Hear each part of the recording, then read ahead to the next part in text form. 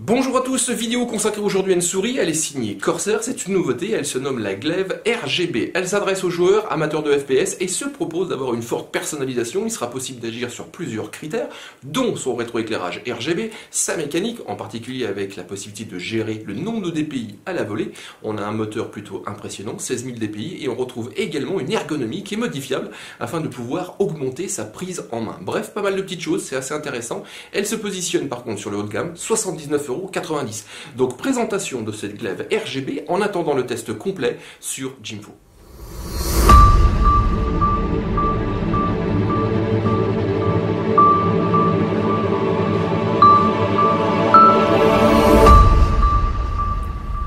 Corsair complète donc sa gamme de souris avec la Glaive RGB. Je vous le disais tout à l'heure en introduction, c'est une souris haut de gamme, tarif annoncé 79,90 €.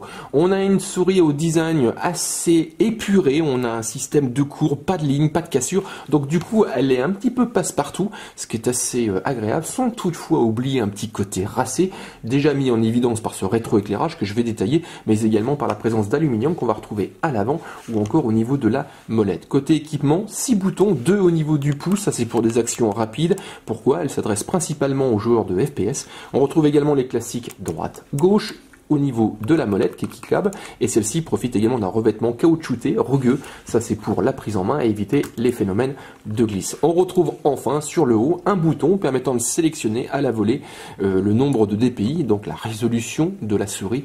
Ici on a également un petit système de LED permettant de connaître visuellement quel est le paramétrage en temps réel de la souris. Et au niveau de ce paramétrage là, il est possible d'intervenir avec des différents profils de 100 à 16 000 DPI. Côté personnalisation, toujours, tous ces boutons sont bien sûr entièrement paramétrables, ainsi que le rétroéclairage qui touche à 3 zones de la souris. Tout d'abord à l'avant, assez visible, entre le fil qui assure la connexion au PC, au niveau latéral qui surligne les 2 boutons, et enfin au niveau du logo arrière. Et cette souris se présente avec des dimensions de 125,8 par 91,5 et par 44,6, et surtout elle propose une ergonomie qui est personnalisable, c'est-à-dire qu'on va pouvoir adapter sa forme afin d'améliorer la prise en main. Alors de base, là ici je l'ai simplement déballé, donc je n'ai rien modifié. On a ici au niveau latéral, au niveau du pouce, un revêtement très lisse et ne déportant pas au niveau de la souris, donc du coup on se retrouve avec un design quasiment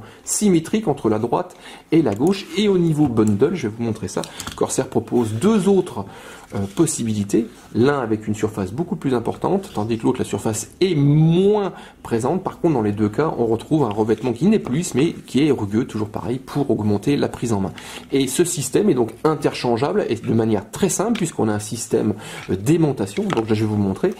Alors si je reprends, on va peut-être pas passer par étapes, si je reprends cette définition là, si je l'utilise, je vais dire ça va être plutôt un design pour de la bureautique, puisque là je me retrouve avec un pouce qui a tendance à frotter contre le tapis de souris. Et si j'enlève donc cette plaque là, donc là je vous le disais c'est un aimant, il suffit de tirer tout simplement, voilà, et je remplace par la pièce la plus importante en termes de surface, je vais me retrouver avec une souris d'abord qui n'a plus de design symétrique, par contre qui va m'offrir ici un repose-pouce et qui va surtout éviter que mon pouce vienne absolument frotter. Alors quand on commence à jouer pendant 3 heures ou 4 heures, c'est toujours plus agréable. Et enfin cette pièce s'accompagne d'une zone, toujours pareil, pour assurer une bonne glisse, sachant que de base on a 4 zones, et comme vous pouvez le constater, même si j'enlève la pièce là, la souris propose une glisse, enfin en tout cas nous, nos premières impressions sont très positives par rapport à ses performances à ce niveau là.